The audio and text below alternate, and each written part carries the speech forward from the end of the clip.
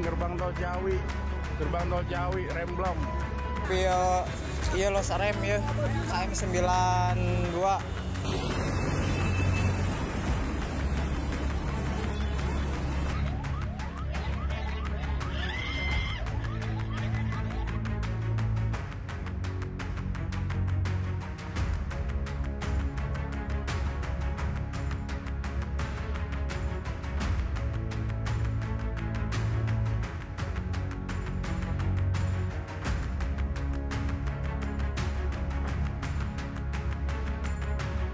Jadi sebenarnya awal-awalnya itu kan dulu tuh bukan istilahnya odol, tapi lebih pada pengertian overload.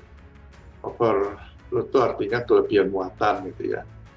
Nah, namun dalam perkembangannya ternyata kelebihan muatan tidak bisa mencukupi pembiayaan untuk mengangkut, makanya harus dimensinya ditambah lagi. Jadi overdimensi, overload.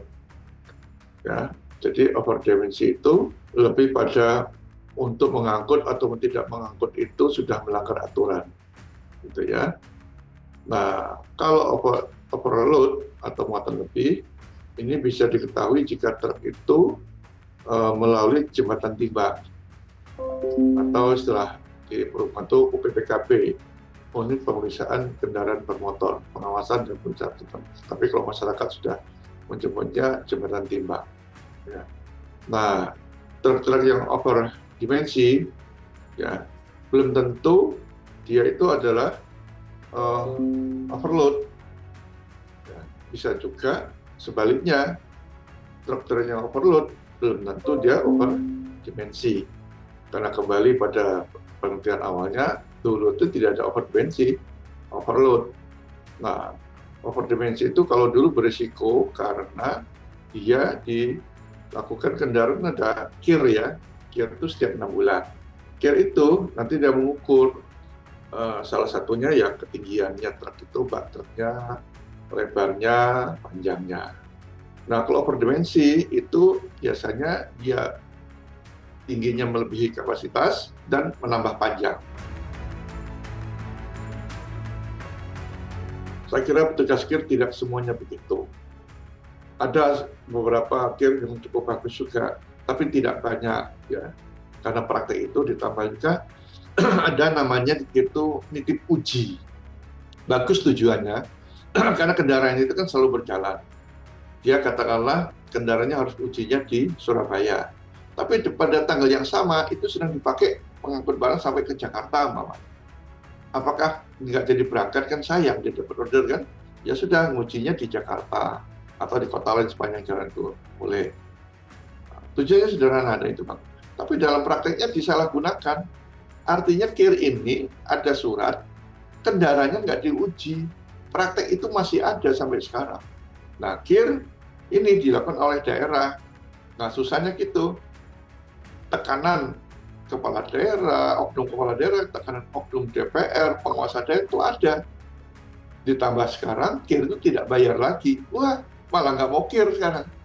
Belum lagi perusahaan antar dibebani namanya pungli. Nah, punglinya itu kata sopirnya bilang, Pak, itu mulai yang baju seragam sampai nggak pakai baju. Saya kalau ke jembatan timbang sering mendengar itu. Yang pakai baju seragam telepon kepala jembatan timbang, minta diloloskan dan sebagainya. Mengancam juga ada. Pungli kita itu luar biasa. Digaji tinggi pun masih pungli juga. Nah, ini masalah perilaku. Makanya perlu pengawasan.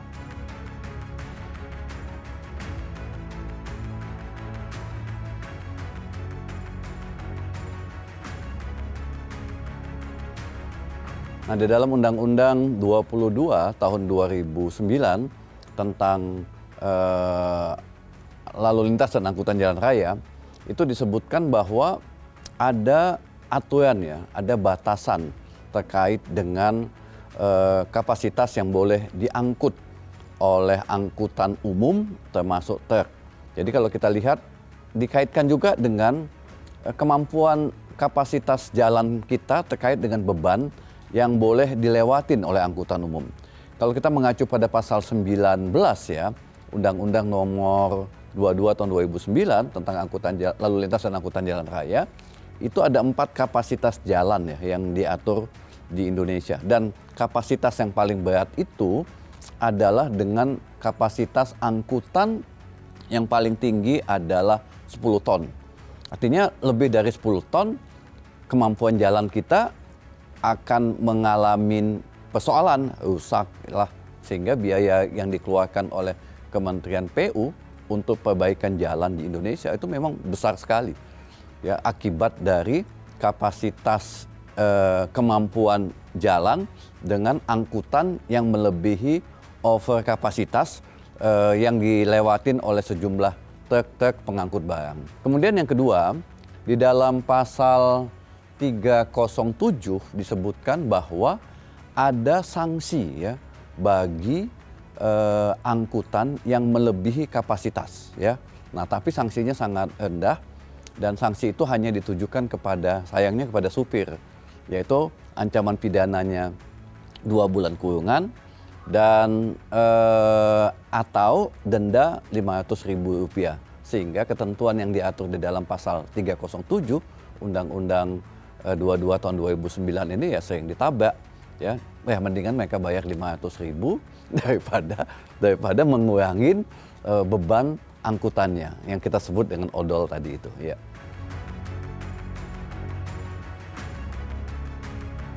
Ya, dalam konteks doktrin ya, dalam hukum pidana atau dalam kriminologi, jika ada perbuatan melawan hukum yang berlangsung secara terus-menerus dan tidak bisa dicegah, maka bisa kita simpulkan di dalamnya ada sindikat kejahatan. Nah, di dalamnya ada sindikat kejahatan.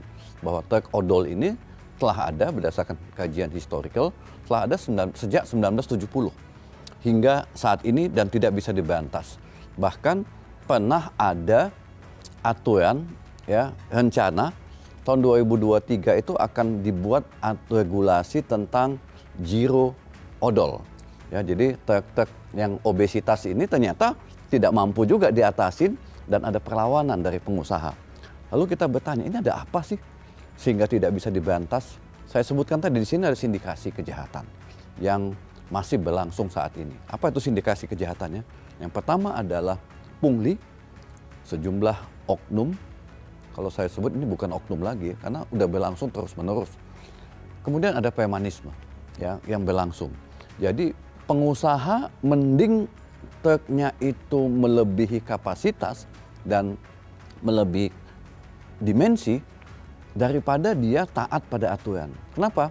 Jika dia tidak melebihi kapasitas, maka biaya yang dikeluarkannya sangat tinggi.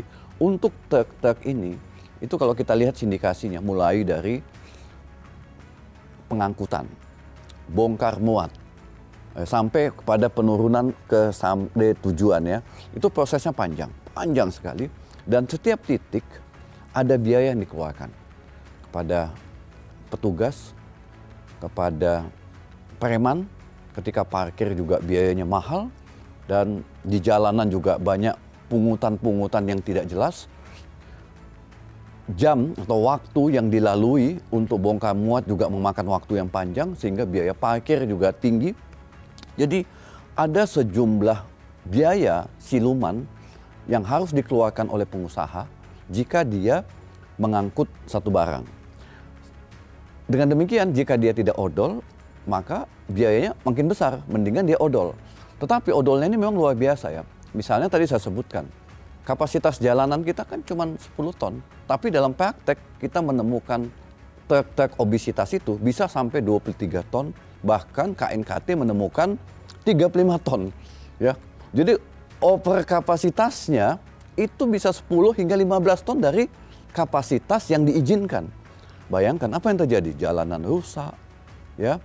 Kemudian kecelakaan, rawan kecelakaan juga tinggi. Dan kalau truk-truk odol ini terjadi remblong, dampak kerusakan, bahaya yang timbul terkait dengan terjadinya kecelakaan remblong tadi itu disebabkan oleh karena overkapasitas tadi itu, maka lebih besar impact yang terjadi.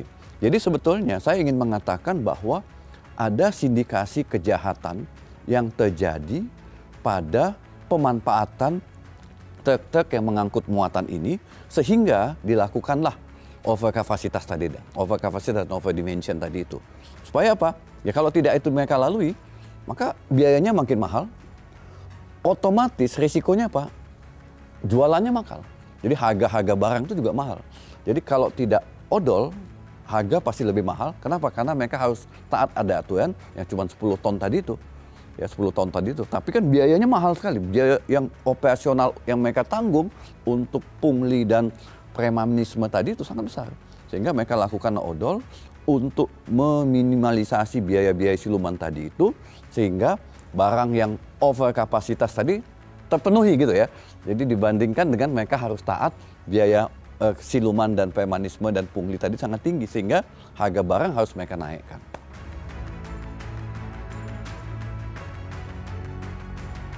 Ya, jadi ini odol ini tidak hanya menjadi tanggung jawab Kementerian Perhubungan ya. Ada banyak kementerian yang bertanggung jawab. Kementerian Perhubungan, Kementerian PU, Angkutan Jalan, terutama Direktorat Angkutan Jalan, Jasa Marga, ya, Kementerian Perdagangan, Kepolisian Republik Indonesia, ya, itu yang berkaitan dengan upaya dan KNKT tentunya ya, Komisi Nasional Penanggulangan Kecelakaan ya, itu juga bertanggung jawab. Itu kementerian-kementerian dan lembaga non kementerian yang bertanggung jawab untuk menangani masalah odol ini. Tetapi tentu harus ada satu kementerian yang ditunjuk secara khusus oleh Presiden sebagai kaptennya, ya.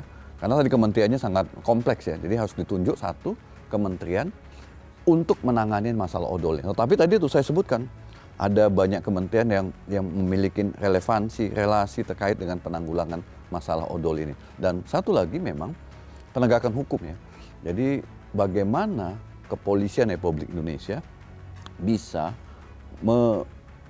mengeliminasi sindikasi odol ini, ya, menegakkan hukum terkait dengan terjadinya pungli yang sampai sekarang belum bisa diberantas, menegakkan hukum terkait dengan premanisme yang masih merajalela dan memanfaatkan dan memeras pengusaha dan supir di jalanan, dan juga biaya-biaya siluman lainnya yang harus dibebankan kepada supir dan kepada pengusaha. Kalau ini tidak dilakukan, maka odol ini hingga saat ini tidak bisa diatasi. Iya mobil, iya los rem ya, KM 92.